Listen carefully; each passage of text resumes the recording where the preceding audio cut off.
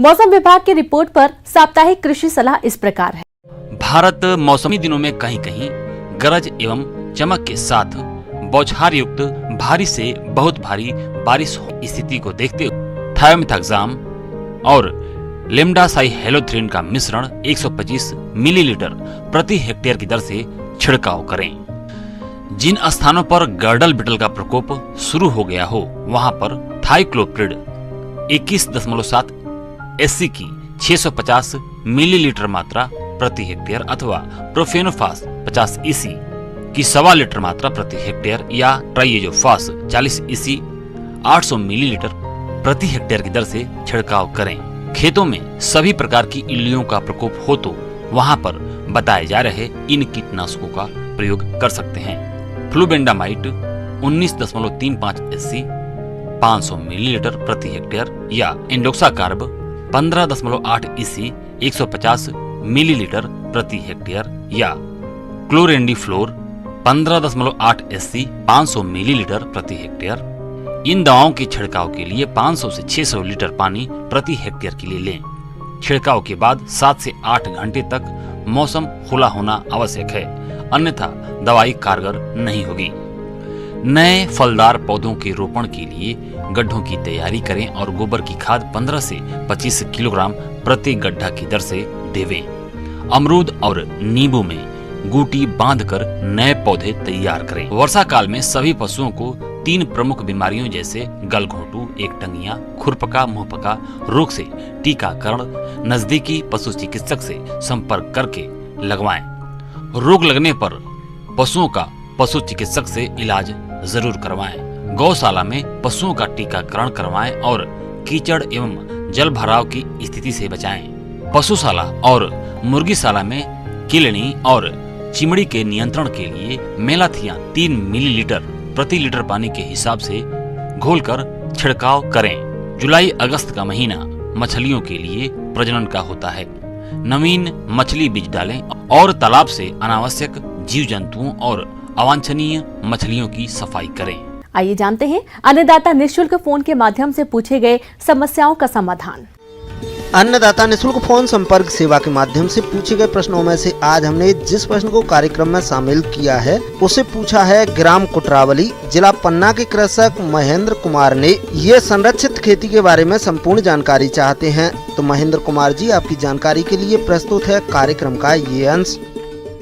आज हम बात करेंगे पॉली हाउस में किन किन फसलों की खेती की जा सकती है तथा पॉली हाउस में इन फसलों की खेती करने से क्या क्या फायदे हो सकते हैं।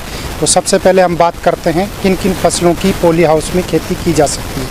तो जब हम बात करते हैं फसलों की खेती की तो वेजिटेबल्स जो सब्जियों की खेती है उसमें हम कलर्ड कैप्सिकम, डिफरेंट कलर जो है कैप्सिकम की उसकी खेती कर सकते हैं। इसके अलावा चेरी टमाटर की खेती कर सकते हैं। सीडलेस कुकुम्बर जो बीज रहित खीरा है उसकी खेती कर सकते हैं। और ऑफ सीजन टमाटर जो टमाटर है वो ऑफ सीजन में करेंगे तभी उसका ज़्यादा फ़ायदा हम ले पाएंगे। इसके अतिरिक्त हम एक्जोटिक जो लीफी वेजिटेबल्स हैं जो पत्तीदार सब्जियां हैं उनकी खेती भी इसके अंतर्गत कर सकते हैं। अब बात करते हैं फूलों की खेती। तो फूलों की फसलों में हम बात करेंगे तो प्रोटेक्टेड कल्टीवेशन या पॉली हाउस में हम गुलाब की खेती कर सकते हैं, जरबेरा की खेती कर सकते हैं, कार्नेशन की खेती कर सकते हैं। इसके अलावा ऑर्किड की खेती कर सकते हैं, एंथूरियम की खेती कर सकते हैं और क्राइसेंथेमम की खेती कर सकते हैं। और जब बात करते हैं फलदार पौधों की तो फलदार में जो सबसे ज़्यादा जो ग्रो की जा सकती है प्रोटेक्टेड में वो आपका स्ट्रॉबेरी, जिसको हम पॉली हाउस के अंतर्गत कर सकते हैं। पॉली हाउस फसलों को हवा, बारिश और अन्य जलवायु कारकों से बचाता है। ये फसलों के चारों ओर माइक्रो क्लाइमेट बनाता है जो उत्पादन और गुणवत्ता के संबंध में अधिकतम वृद्धि में मदद करता है। पॉली हाउस उत्पादन को अधिकतम स्तर तक बढ़ाने के लिए कार्बन डाइऑक्साइड की उच्च सांद्रता भी प्रदान करता है जिसके कारण फसल की पैदावार और बेहतर होती है। पॉली हाउस में विभिन्न परिस्थितियों में पौधों को उगा सकते हैं जो कि किसी विशेष जलवायु क्षेत्र में खेती करना असंभव है। पॉली हाउस में फसलों की खेती आपको न्यूनतम क्षेत्र में अधिकतम लाभ दे सकती है। अब किसान भाइयों, जैसे आपने पता कर लिया कि आपको कौन सी फसल पॉली हाउस के अंदर लगानी चाहिए और उसके बाद उसके क्या क्या फ़ायदे हैं। तो हम सबसे पहले बात करते हैं चुनाव, जगह का, स्थान का चुनाव कैसे करें जहाँ पे पॉली हाउस लगाना हो। तो सबसे पहले मैंने जैसे बताया आपको कि जो पेरी अर्बन एरियाज है जहाँ मार्केट की नज़दीकता हो, ऐसे जगह पे इसको लगाना चाहिए। दूसरा, इसको ऐसे स्थान पे लगाना चाहिए जो आपका एरिया है उसमें हाइटेड एरिया है, जो ऊंचा एरिया है उसमें लगाना चाहिए, ताकि आपका पानी की भरने की समस्या है वो इसमें नहीं आए। दूसरा, आपको इसमें ध्यान रखना है कि जो आप स्ट्रक्चर लगाने जा रहे हैं, जहाँ पॉली हाउस स्थापित करने जा रहे हैं, प्रोटेक्टेड स्ट्रक्चर स्थापित करने जा रहे हैं, वो वेल कनेक्टेड, यानी कि वहाँ रास्ता होना चाहिए, ताकि आप जो आदान है, जो भी रिक्वायरमेंट है या उसका प्रोड्यूस है, वो आसानी से बाज़ार में ले जा सकते हैं और ला सके, इनपुट्स जो हैं वो ला सके। तो ऐसी जगह का चुनाव करें जहां आसपास में लेबर आसानी से और सस्ते में उपलब्ध हो जाए और लगातार उपलब्ध हो जाए, ऐसी जगह का चुनाव करें। पॉली हाउस खेती प्रणालियों को 3 श्रेणियों में विभाजित किया गया है।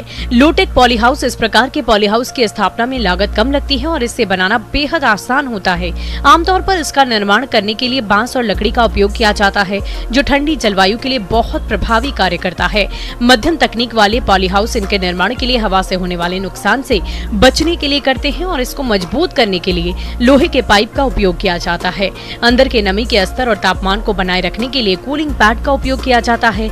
हाईटेक पॉली हाउस इस प्रणाली में उचित तापमान, आर्द्रता और अन्य मापदंडों को बनाए रखने में आंतरिक जलवायु और फसल की स्थिति को बनाए रखने के लिए स्वचालित नियंत्रण करता है। ये प्रणाली बेमौसम में फसल उगाने के लिए बेहद उपयोगी होती है।